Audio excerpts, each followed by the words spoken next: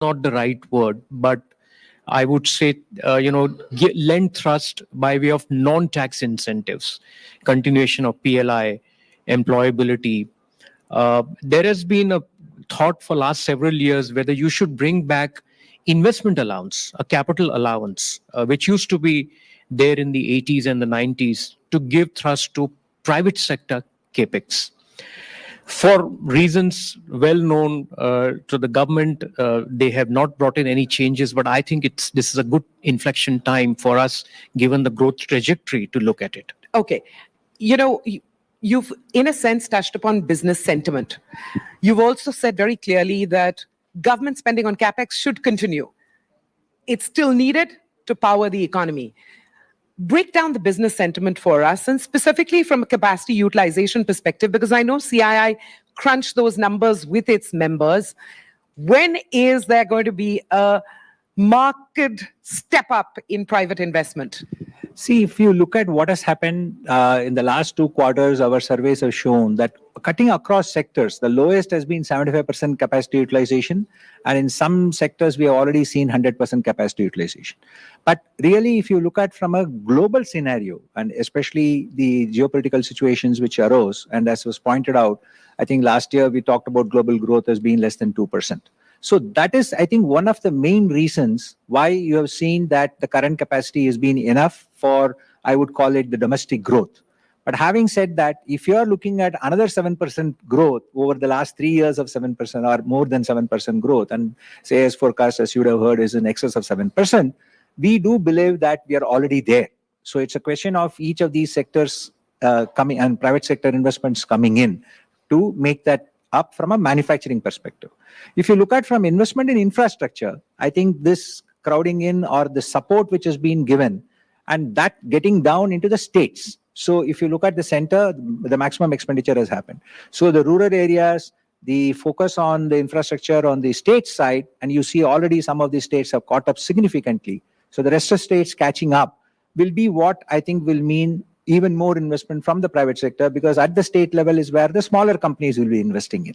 So I think you will see that happening sooner rather than later, and you will already have seen it in certain sectors, but you will see it spreading across more sectors as you go along.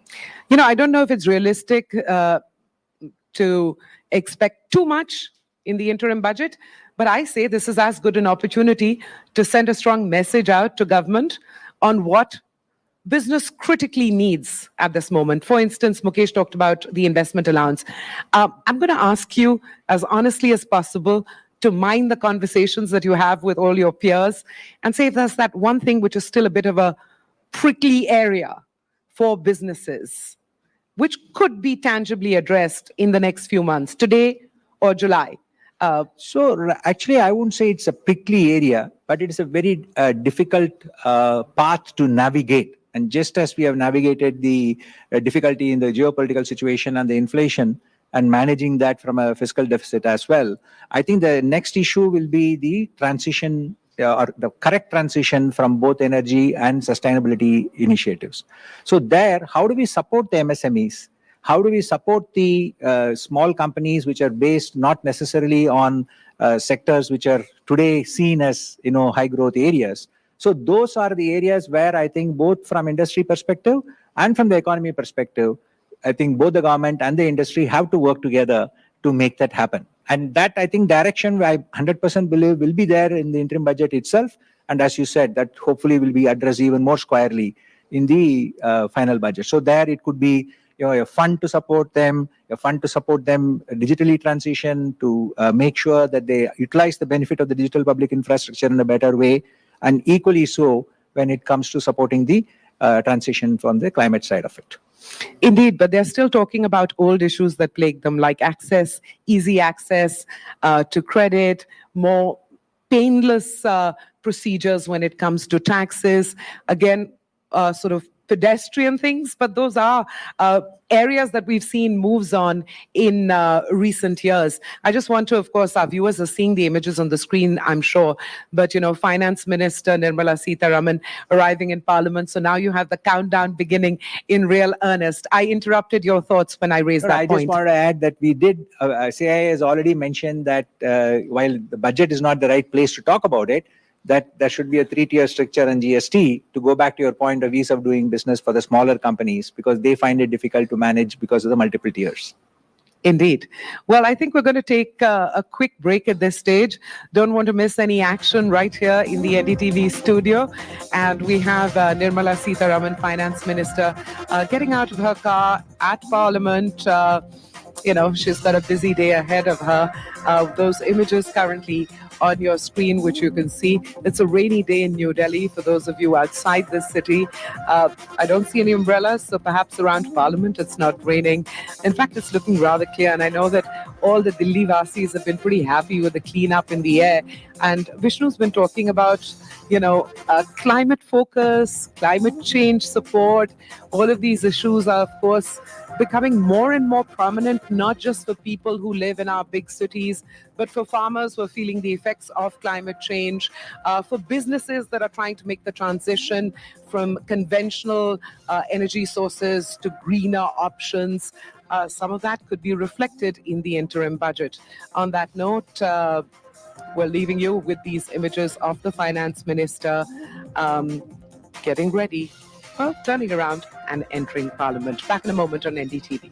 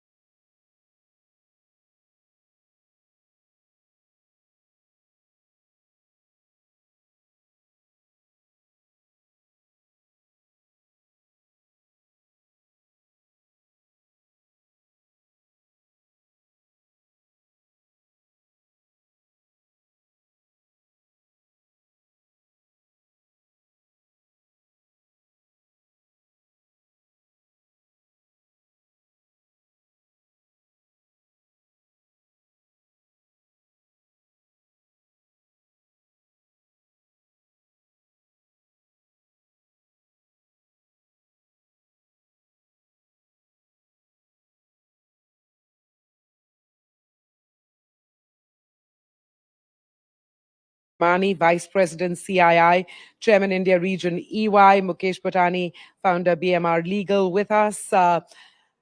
Gentlemen, many budgets done together, so it's always comfortable territory to have these conversations with you.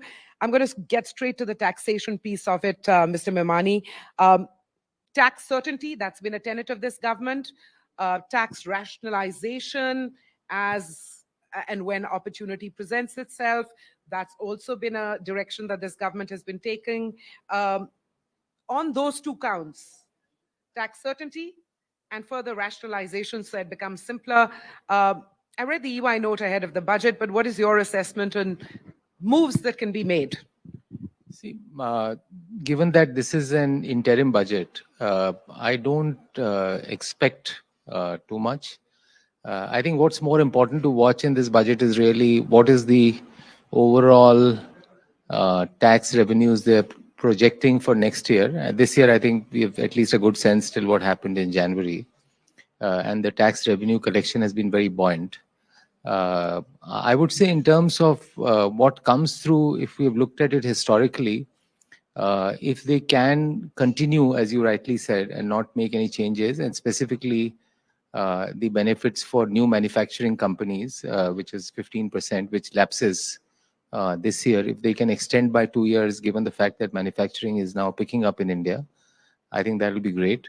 And the second is, as always, I think people do anticipate that on the personal tax side, especially to spur consumption, deal with the inflation, if they can raise the rebate level, especially in the new tax regime on tax, from say 25,000 to 35,000 or 30,000, whatever that is. I think I would say I would anticipate that. More than that, whether they will do capital gain tax rationalization, tax TDS rationalization, and the most important thing is how do they deal with dispute resolution, which I think is probably the single most important thing in my view. Whether they'll do it in this budget or not, I'm not sure. But they have the room to do it. Of There'd be course. nothing amiss. There'll be nothing amiss. No, most of these things don't have a significant budgetary impact. And I think some of these representations have been made earlier also. So I know that the finance ministry is well prepared. I think my sense is just from a timing standpoint, when they want to do it is the issue. Particularly, capital gains rationalization, TDS rationalization. I mean, sometimes you look at that and you wonder what is the logic behind the systems that we have in place currently. You talked about dispute resolution and you flagged it as an important area for lay viewers. Can you just explain exactly what you mean and whether there's some expectation of progress in the interim budget? I think we've made reasonable progress in the last 12 to 18 months in various areas. But I think one area where there's a lot of clogging up that's happening is in the area of CIT appeals. I think there's a lot of clogging up that's happening there. If they can find an easier way of so that some of these things don't, litigation for 5 years, 10 years, 15 years, to alternative dispute resolution mechanisms, some of which are there, but they've either not been fully implemented or they're at slabs of income where probably the dispute levels are lower. That's what I would say. I think also beefing up the APA and also the bar, which is the advanced ruling piece. I think those things will be, my view is that those things will be very important. Again, I think the finance ministry is aware of this. They are well equipped to handle this. They'll have to choose the time when they have to do it. They'll have to choose the time. If I look at from an investor perspective, I would say consistency of tax rate, which has been the hallmark, and just figuring out that there are ways to resolve disputes so that they don't go on for 10, 15 years would be the most important. GST is another area, but I don't think they'll address that in this budget. Okay, but I can get you to weigh in terms of your experience on the improvement in the dispute resolution environment. It would be good. I largely echo what Rajiv mentioned earlier. We may not find many of these, in the finance bill, even if she moves legislative amendments, which is unlikely in an interim budget. But I think the government has a knack of, making progress on this on a continuing basis. Case in point is the tribunalization of GST. So though we've had, 4 or 5 years of GST law, we've had GST assessments, but the disputes were landing up in the courts by way of writ petitions, and the courts never wanted to get into the merits of the case except give temporary relief to taxpayers by staying the proceedings or staying the recovery of demand. So tribunalization of GST was an important step which was taken 6 months back because it was clocked in disputes on the vexed issue of appointment of members, Right. and which was cleared eventually by the courts, and that led to the appointment of members. Uh, the point that Rajiv made earlier, which is the first appellate authority, CIT appeals, he referred to, that's an area where most of the appeals get stuck. However, having said that, I see a fair bit of development occurring on streamlining the dispute resolution. So if you just look at the digitalization of court records, the faceless appellate schemes, all of these measures are not necessarily featuring in the finance bill, But they're happening but they're parallelly. happening. I'm just going to take in Rajiv's view here on, and this is a very simple question to you. Interim budget, modest expectations. We've all made that point repeatedly. But if there's one thing missing from the speech, which will really be a disappointment for you, your peer group, flag that off. No, I would say one would really look at macroeconomic guidance for next year. I think that's That's the most important? that is the most important, and specifically, what is the capex spend? Because that's really something that pushed the economy. So you're looking for a 20% increase in government whatever- capex spend? Yeah, I mean, I think it really depends on what's the budget expectation they have on GDP growth. Are they looking at 7%? If they're looking at revenue collection growth of 12%, then you have flexibility of increasing capex spend by 20%. But if this government also, they've done a very good job of making conservative projections. They've almost overachieved on the revenue side, at least. So if they're able to do that, I think that probably, in my view, would be the single most number to look at. One number that we haven't talked about, and I'm wondering how important it is in your assessment, is the fiscal glide path, the fiscal deficit number that they put in the document. A, is it important? B, what are you expecting No, it to it's be? definitely very important. I'm expecting it to be in the 5.3%, 5.4% kind of range, specifically given the fact that they've given a 4.5% number for 26, and from 6.4% to 5.9%. So I'm expecting that to be in that kind of range. And any sort of number that's higher than that, you'd be wary. Yeah, I'm pretty sure that it'll be in the 5.3 to 5.5% range. I think this government that way has been on the fiscal consolidation part has been very disciplined. Well, we're going to have to leave it at that. Look forward to touching base with you later in the day, post an opportunity to hear what the finance minister actually presents. A quick break right here on NDTV.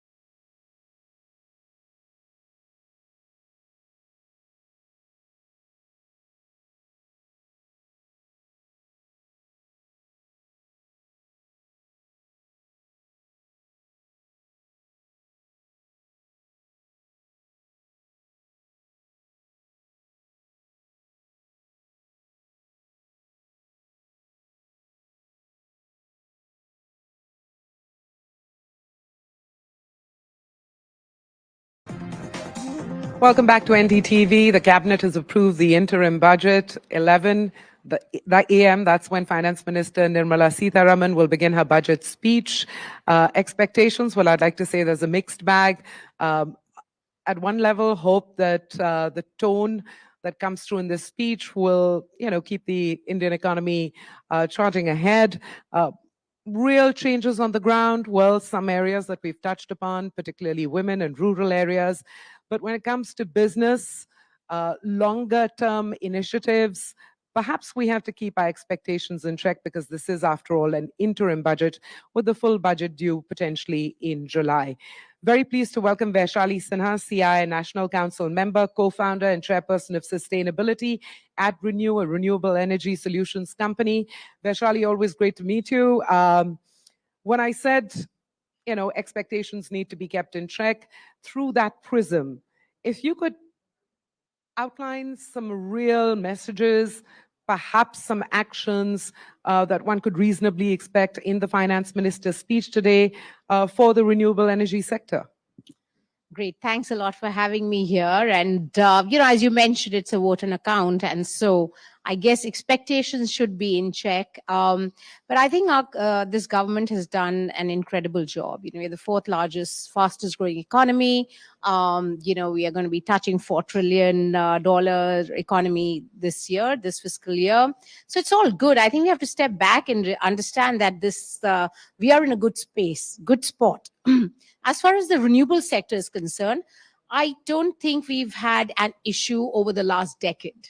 It's only been acceleration and a very systematic policy-driven approach, and has reflected and has been driven by various budgets over the years, be it solar, be it wind, or be it green hydrogen now. I think one area where I'd like to see some work, which can be done, the minor tweaks like, removing customs duty for batteries, perhaps, for the green hydrogen, for the domestic import, cutting some of the GST, etc. But the main thing I think where we can really, plant seeds for more innovation is financing. I think the green financing so far has been just a terminology globally, not only in India. One area where global bonds can be, at least for the green bonds, there is a 10% withholding tax for any global bond. For green global bonds, if that be removed, I think that will give a great boost to the sector. I think you touched upon a number of micro points as well, and hopefully they'll get reflected in the budget speech. Fingers crossed on that front. Very pleased to welcome Chandrajit Banerjee as well, Director General of the Confederation of Indian Industry. So we're going to be taking sort of two roads here, one the bigger picture and one the renewable energy sector lens as well. Always great to have you on NDTV, sir. And, you've set the context just in December from the CI business sentiment perspective. So I just wanted to get a sense ahead of this interim budget, really, if you had to summarize what you'll be watching for, what you'll be hoping for, this is an interim budget, balls in your court. So, yeah, always expectations are large. And just before the budget, couple of points. One, continuance of capex, which has been a hallmark over the last few years, growth in the capex, continuing with it, and that would crowd in the private sector investment. A lot of talk about whether private sector is investing. My thought, yes, private sector is investing. We have started investing. One sees private sector investments coming across sectors, be it steel, cement, capital goods, pharmaceuticals, many other sectors. And capacity utilization being something around 70 to 80, 100%. So let's see the continuance of capex. So one will watch out for that. Second, we need a lot of thrust in the rural economy, and I think we should be seeing. We'll keep watching the space about the type of allotment we see in the rural economy, especially in the areas of education, healthcare, upskilling, and areas like irrigation, cold storage. I would think that that could be a lot, even for the, so that's going to be an important area. And the third, which everybody talks about, how do we really put more money into the hands of people to spend, to see where from demand can come in. And that is, of course, what we look for is the income tax part of it in the budget. And I would see that the lower sections of the income, if we are able to help them to spend more, I think that's a great thing that we can do for the economy. Well, we have the Prime Minister Narendra Modi arriving in Parliament ahead of the budget speech. Images on the screen right now, welcoming Kamal Bali, Chairman CII Southern Region, President and MD Volvo Group India as well. It's nice to get a cross-sectional perspective just ahead of the budget speech. Ms. Bali, you know, I enjoyed reading your comments recently on the criticality of the auto sector. When it comes to powering the Indian economy, the contribution to GDP, and therefore the criticality for the kind of growth rates of 7% plus that India is seeking to achieve ahead of the budget speech, and we've got minutes literally. Again, would you pinpoint 2 or 3 areas where you hope the issues will be reflected in the speech? So I think, thank you first of all for having me. I think the critical thing would be, as CB mentioned, continuation of spends on infrastructure, because I think that's very, very important for the automotive sector and for the logistics sector of the country in general, because our logistics cost is still much higher than the global averages. And I think this can really, really help us to do. In fact, over the last 4 to 5 years, we've done very, very well on that front. So we need to continue that. So that's number one. Number two is the transition of the automotive industry to a green and clean industry. You will need support there. It's a huge, complex and costly transition, and I think you need government support. So that's the second thing which I would look at very, very clearly. And third, of course, is the sustainability and an inclusive aspects of any budget. I mean, that is something which we would like to see. Finally, what CB mentioned, money in the pockets of common man, if we can somehow grow that, you will see a virtuous effect of demand, leading to more investments. Private sector will come in along with government, and I think that will be an India story to my mind for next couple of years. You've touched on 2 themes, and I want to get CB and Vaishali's point of view on that. First, I'll come to you, CB. If there's one slightly weak spot in the Indian economy right now, it is the consumption piece. And really, you know, this is an opportunity to tackle that decisively so that the economy powers on until we have a full budget potentially in July. On the consumption side, A, do you acknowledge that is a bit of a weak area? B, is it down to taxes or room for anything else? So you're completely right. India is a consumption-led economy, and it would continue to be so. And therefore, we need a lot to be done for that sector, that area, the entire issue of how do we boost consumption demand.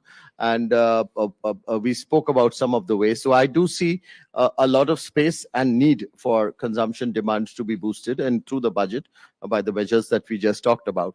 I would still think that there is a very strong, you see, one of the things that has happened today is a lot of work which has been done in the areas of infrastructure, road building, central capex, etc. But we're going down into the districts, the state spending more, the states being able to also spend on infrastructure, rural infrastructure.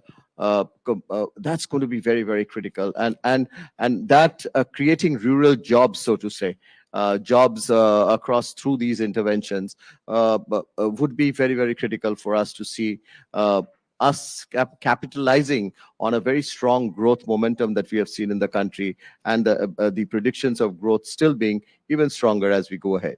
Mr. Bali talked about the transition of the automobile sector to a greener sector. He talked about sustainability as well, and you chair sustainability at Renew. You've also got the advantage of seeing this sort of move towards greener, more sustainable approaches across a cross-section of industries.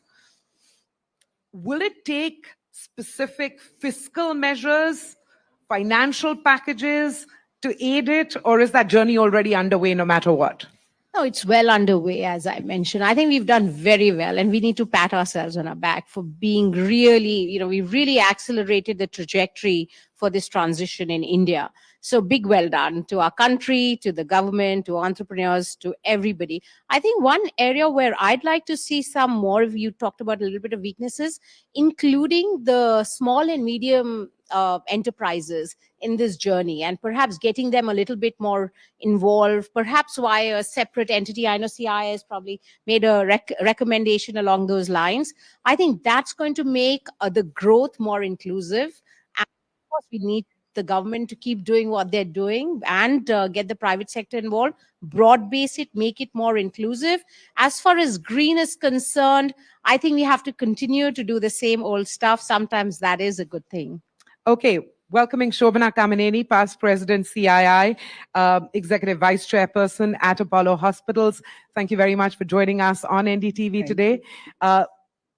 Minutes to go for the budget speech, healthcare sector in particular, expectations and key areas that need addressing potentially in the finance minister's speech. So one is that I think that the fact that so many of us traveled here to Delhi, that this is not, the signs of an interim budget. This looks like, and that's what this government does well. They do everything with passion, and they said progress above everything else. And in this case, politics. So I'm hoping that it's going to be a strong budget. I like the fact that post-COVID, the spending really in healthcare had to go up, from the 1.3%. It went even up to 2.5 in certain states. It's really not come down that much, which means we're spending for infrastructure and healthcare. I do think a strong 2.5% will help the country. We've put more medical colleges. I like that for training. And I think the big one that I would talk about beyond healthcare, and I like the way, Ayushman Bharat has panned out. They've continued to go for that. We're talking about an India health stack for data. These are good, broad, big moves that a government really should do with that. But if you ask me, I think that the healthcare sector really should be recognized for two things. And this is critical for this country, not just keeping our country well, but the fact that we can provide good jobs.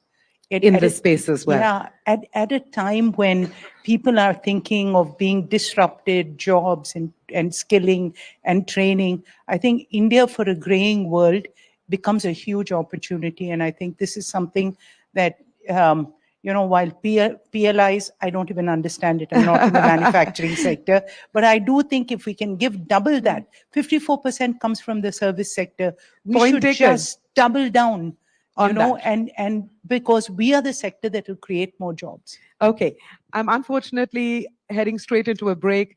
Timing is key ahead of the finance minister's budget speech due to begin at 11.